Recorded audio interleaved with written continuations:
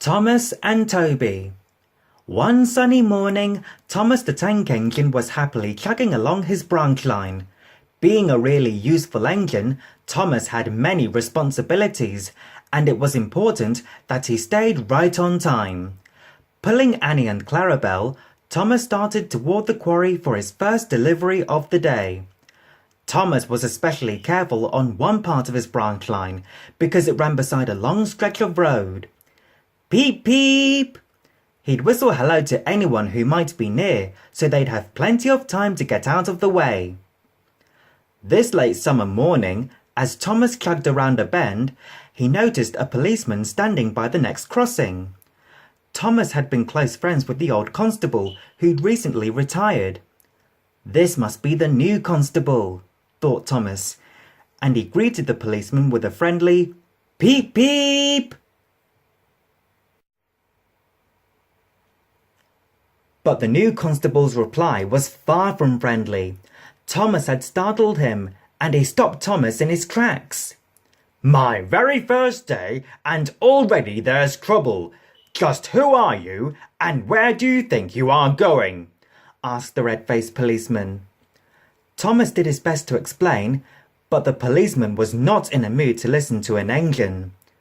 No cowcatcher, not a single side plate in sight.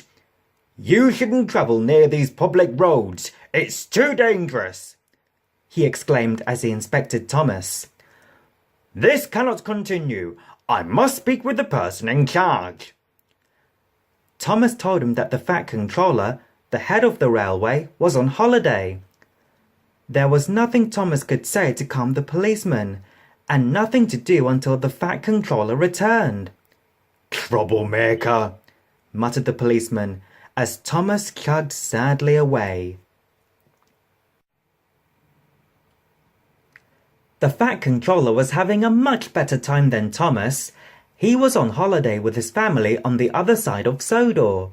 His grandchildren discovered an old-fashioned steam tram that still gave rides to passengers.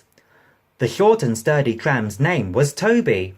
He had cowcatchers, side plates, and a cheery bell that he rang to greet all he met. He travelled with Henrietta, a tram coach whom he considered a good, if sometimes fussy, friend. Long ago, they were very busy transporting goods and people to the main line. But now, almost everyone travelled by cars and buses. Toby and Henrietta spent their days giving tram rides to people on holiday. Being the kind of family who enjoyed railways, the Fat Controller's grandchildren returned to Toby every day of their holiday for a ride. It didn't take long for Toby to recognise that the Fat Controller was a special passenger. He asked all the right questions and knew just about everything there was to know about trains and trams. What is your name? Asked the Fat Controller as the grandchildren took the last tram ride of their holiday. Toby, sir. Thank you, Toby, for a very memorable holiday.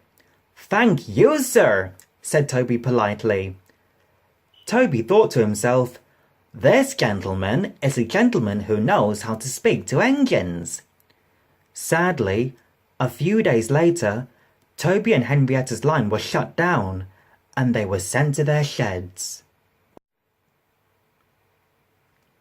When the Fat Controller returned from his holiday, he was informed immediately about Thomas's trouble with the new constable. He remembered Toby. He knew that underneath the chipped paint and rusty spots was a very useful tram engine who could handle the quarry line and the prickly policeman.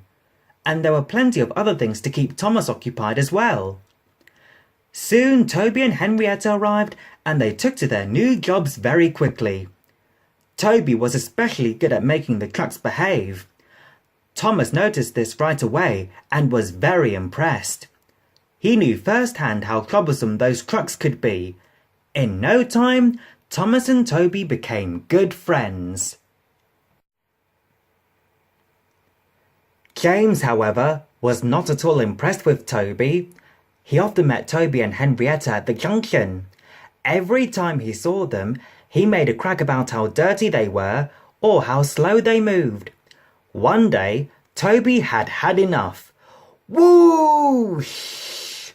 Toby cried, blowing out a great burst of steam. Why you must always be so mean? Oh, bother, replied James. I don't have time right now for dirty, slow engines like you. Really splendid fast engines, like myself, have lots to do. Off he sped to his next stop, leaving Toby in a cloud of steam. James continued on his route, picking up more and more trucks. He was still a bit cranky and very distracted.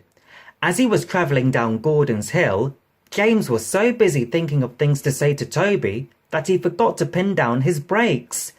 Faster, faster he flew, as the trucks bumped and pushed him down the steep hill, for they loved to go fast and make trouble. I've got to stop!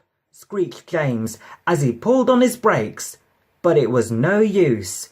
James could not slow down. Hooray! Cheered the trucks. And then, crash!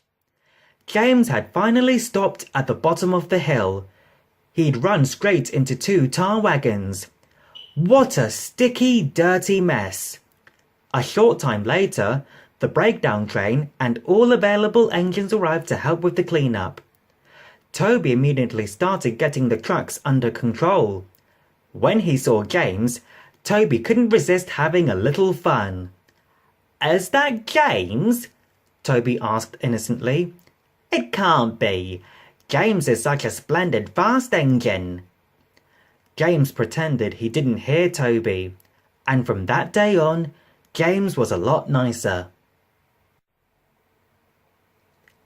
Toby knew just about everything when it came to moving trucks.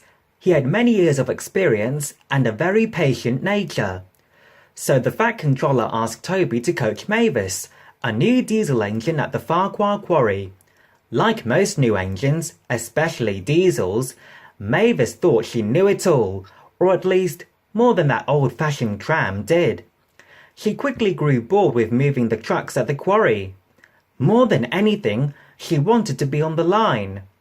One wet but very busy day, Toby asked Mavis to bring the trucks to the line. Mavis was thrilled. Take it slow, he warned. Watch the wet rails, he suggested. Keep an eye on the tracks, he reminded.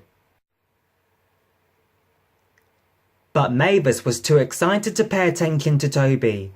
As soon as she started on her way, though, she wished she'd listened more closely. The trucks realized she was new at this. The cold autumn rain made the rails extra slick, so they bumped and pushed, and before she knew it, Mavis was stalled right in the middle of a busy crossing. Soon there were many angry people who needed to get by. Mavis didn't know what to do, and the trucks just laughed at her. She knew that Toby would be angry, and he was. But Toby also remembered that it was Mavis's first time on the line and how tricky those trucks could be. He helped Mavis out of the crossing and promised to spend more time teaching her at the quarry. Toby had been there only a short while, but already his hard work was recognized. The Fat Controller gave both him and Henrietta a long overdue fresh coat of paint and some shiny new parts. And best of all, Toby got a number of his own. Now he too truly was a really useful engine. Toby and Thomas's friendship grew and grew. Thomas especially liked it when he found out that Toby always startled the not-so-cheery policeman with a cheery ring of his bell.